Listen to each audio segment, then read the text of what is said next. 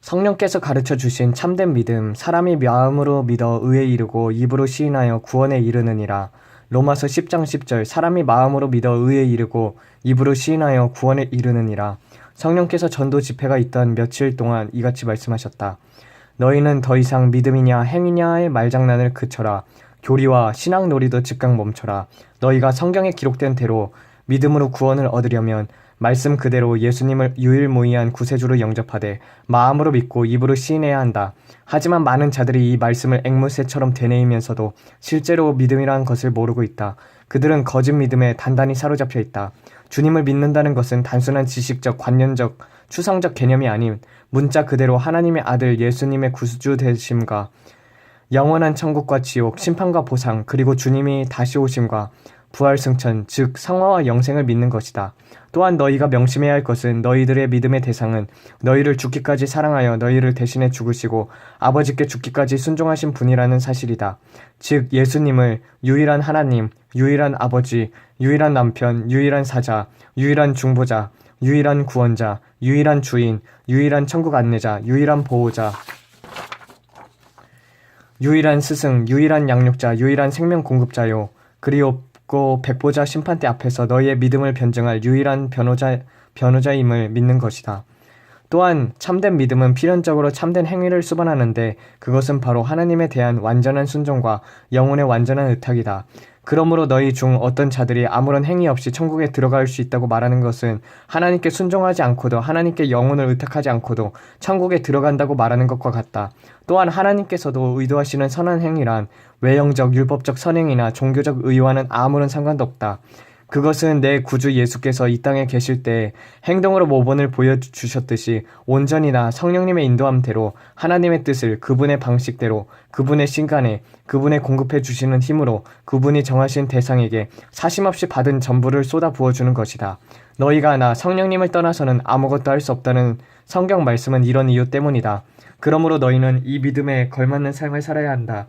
또한 그 판단 기준은 여전히 불완전하고 변덕스러운 너희가 아닌 하나님 자신이다.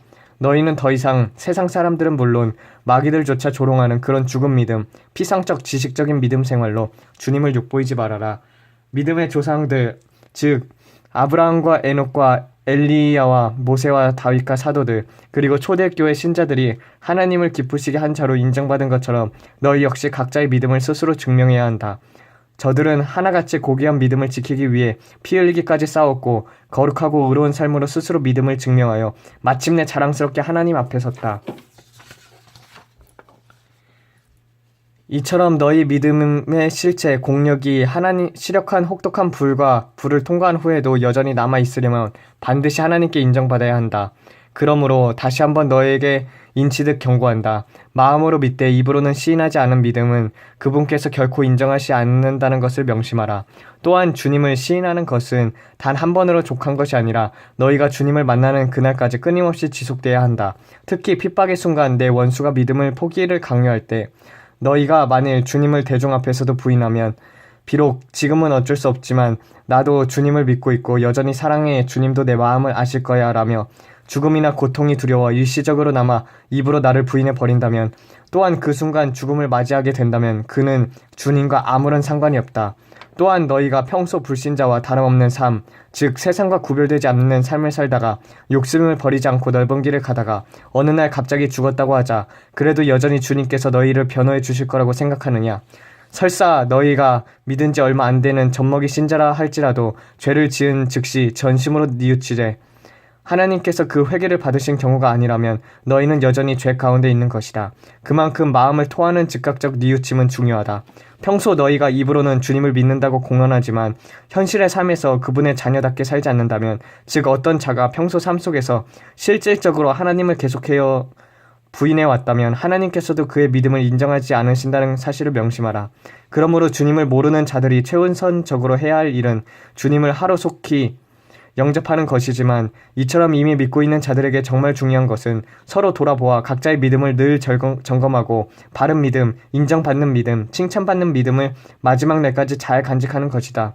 하지만 슬프게도 처음 믿음을 잃어버리고도 그 사실조차 모르는 자들이 얼마나 많으냐.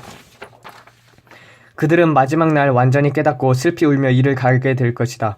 너희는 특히 주님께서 언제 오시든 언제 너희를 부르시든 그분을 항상 맞이할 수 있도록 종말신앙, 재림신앙으로 무장해야 한다. 왜냐하면 바로 이 믿음의 뿌리가 얼마나 토양 깊숙이 뺏어 가느냐에 따라 소망과 사랑의 열매도 더욱 풍성히 맺을 수 있기 때문이다.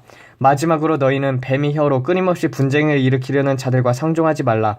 또한 서로 물고 뜯는 개들과도 어울리지 말라. 그들은 지난날 바리새인들에게 가이사에게 세를 내는 것이 가하냐며 주님을 끊임없이 올무에 빠뜨리려 했던 것처럼 이제까지도 수많은 자들을 실족시켜 지옥으로 끌고 갔으며 지금도 신자들 사이에서 분열과 미움을 조장하고 있기 때문이다. 오 할렐루야, 주 예수여 속히 오시옵소서. 아버지, 바른 믿음을 갖고 참된 믿음으로 주님 앞에 인정받은 믿음으로 나아가기 원합니다. 히브리서 11장에서 하나님을 기쁘시게 하는 믿음을 주님 알려주셨던 것처럼 주님, 보이지 않는 하나님을, 믿음은 바라는 것들의 실상이요 보이지 않는 것들의 증거라는 것처럼 그 믿음을 늘 간직한 채 하나님을 믿음으로 주님, 비록 감람나무에 소출이 없을지라도 그리고 또 외양간에 소나 양이 없을지라도 나는 주 예수 그리스도로 인하여 늘 즐거워하며 그분을 찬양하는 자들 될 수 있도록 우리 모두 도와주시옵소서. 하나님 역사하여 주시옵소서. 이 모든 말씀 우리 주 예수 그리스도 이름 받들어 기도드렸습니다. 아멘.